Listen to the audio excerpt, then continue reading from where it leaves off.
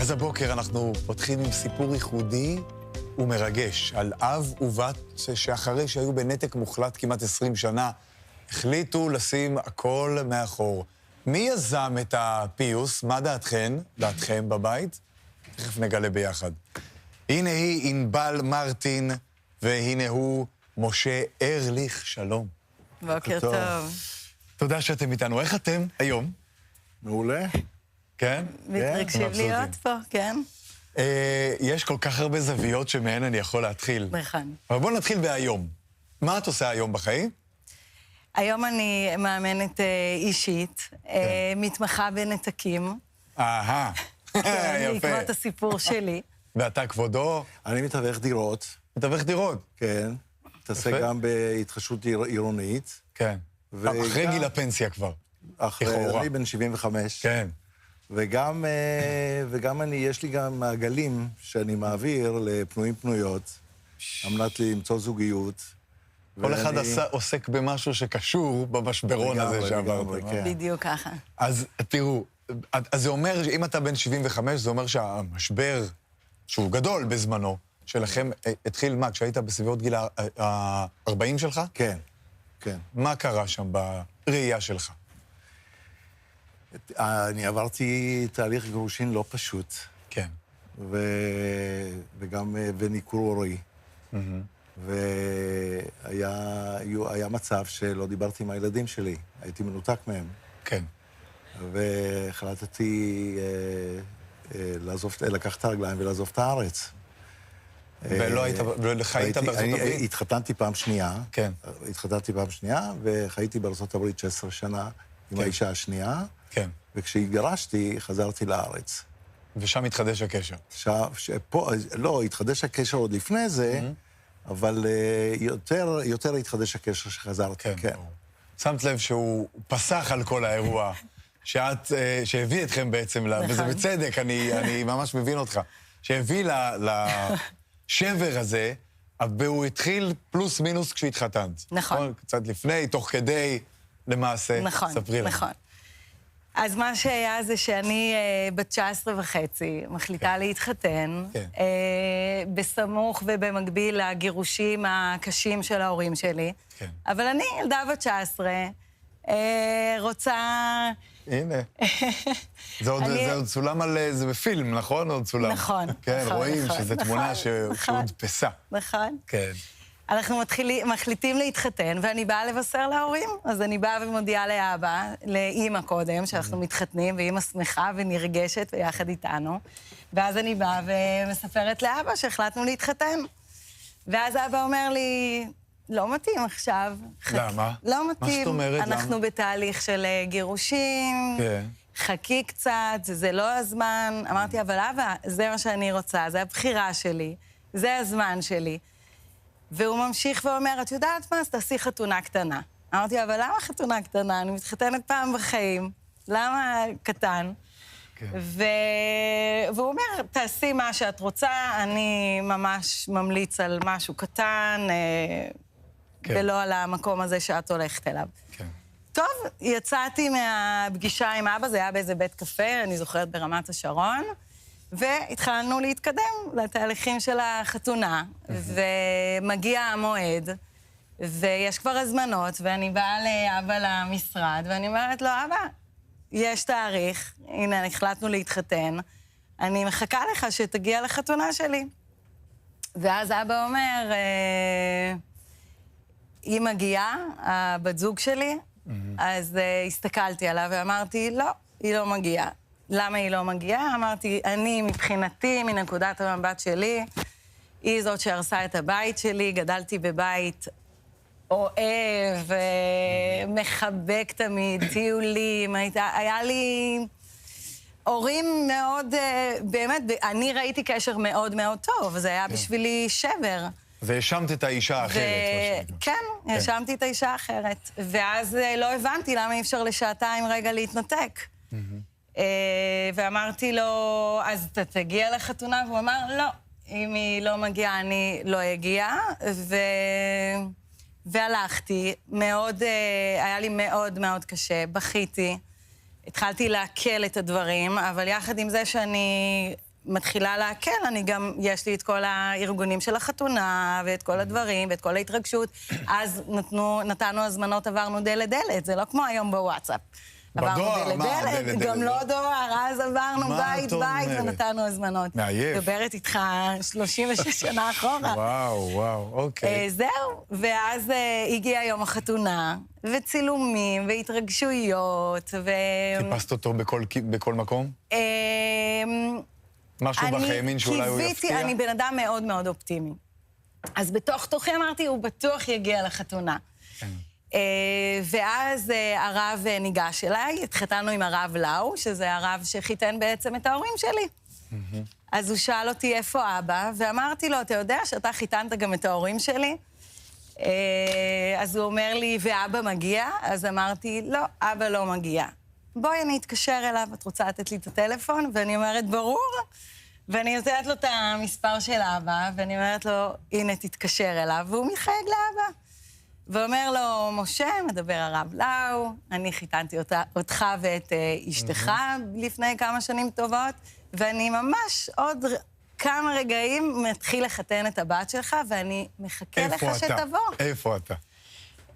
מה אתה אומר לו? רגע, מה אתה אומר לו? אני אומר לו שאני הייתי ברמת השרון, ברחוב, בבית קפה, וזה העניין הזה יותר מסובך ממה שהוא חושב, ואני לא אגיע לחתונה. לא להיות בחתונה של הבת שלך? זה עצוב מאוד, עצוב, ממש עצוב. היום אתה אומר את זה, אתה יכול לחזור למשה של פעם, בין ה-40, מאוהב עד הראש, באישה ההיא האחרת, ואומר, אני לא בא לחתונה?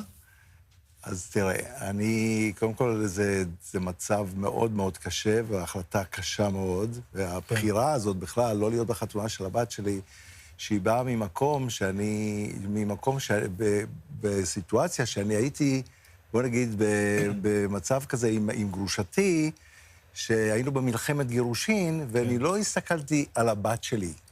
נקודת המבט שלי הייתה אליי, על מה שאני עובר, על הסבל שאני עובר, על הנתק שאני עובר עם הילדים שלי.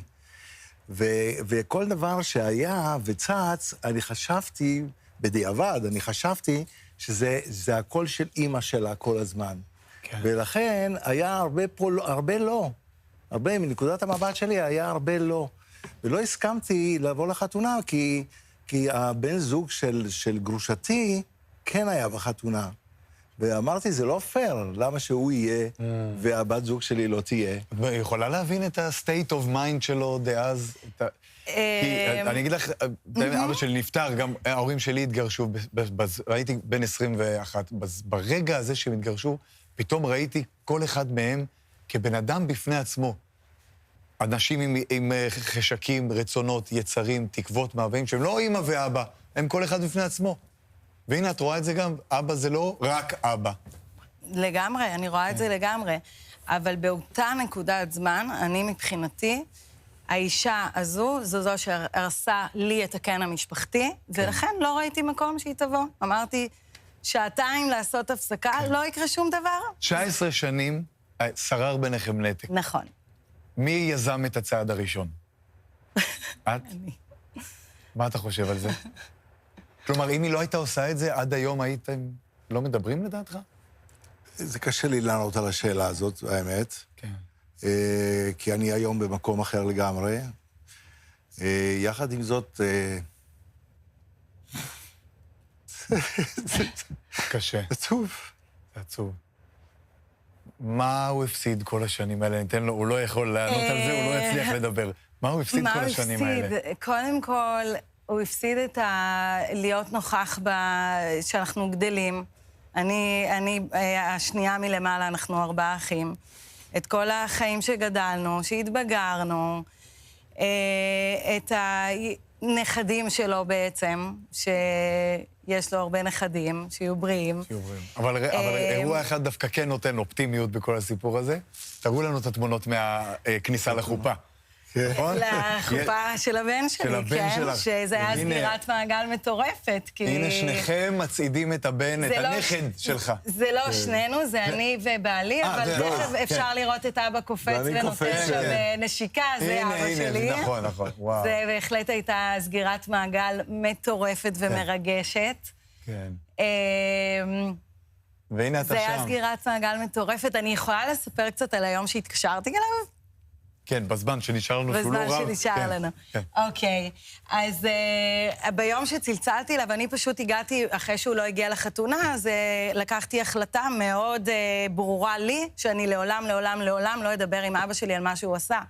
וככה הייתי 19 שנה. אני, לא משנה מה היה מולי, אני נצמדת להחלטה שאני עם אבא שלי לא אדבר. כן. ויום אחד אני עושה סדנה, ואני בסשן הורים, ואני פתאום אומרת, רגע, כל כך הרבה שנים אני מחכה שהוא ירים טלפון, יתקשר, יחזר, יעשה משהו, אבל אני רוצה את הקשר, אז למה אני מחכה?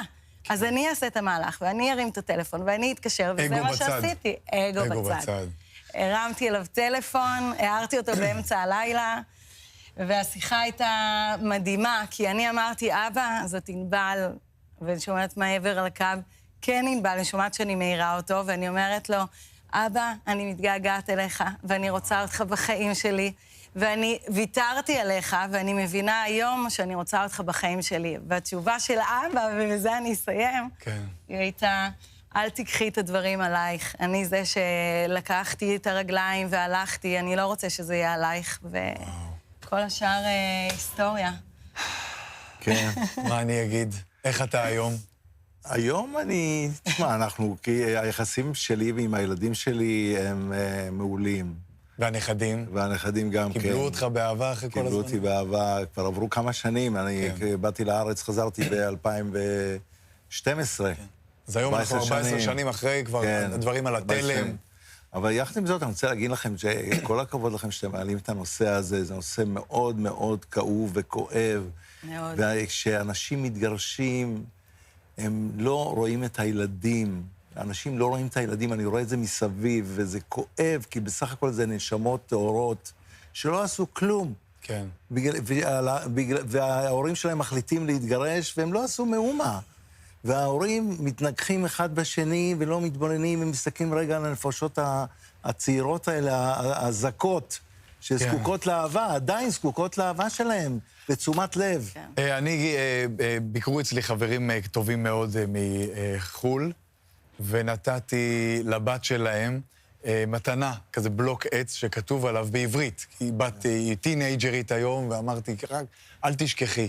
והיה ציטוט כזה, משפחה זה המקום שבו החיים מתחילים, והאהבה אף פעם לא נגמרת. נכון. חד משמעית. נכון? חד משמעית. נכון. איזה מקסים. לגמרי. נכון, ואני אסיים במשהו קצר, שכל השנים האלה, אני מנקודת מבטי, אבא שלי ויתר עליי ובחר במשפחה אחרת. לימים, כשחידשנו את הקשר, אבא מנקודת מבטו, אני זאת שוויתרתי עליו, ואני זאת שניתקתי את הקשר. אז תמיד כל אחד רואה את נקודת המבט שלו, וזה לא נפגש עד שמישהו עושה את הצעד הראשון, ואז הכל משתנה ברגע. בא לי לתת לשניכם חיבוק, כאילו, אני אעשה, אני לבד, פה אני אקום לכם, חיבוק קבוצתי, כי באמת ריגשתם אותי. תודה. תודה, מקסים. אל תיפרדו לעולם, שיהיה לכם רק טוב. תודה רבה רבה. אנחנו נצא להפסקונת, נתרענן.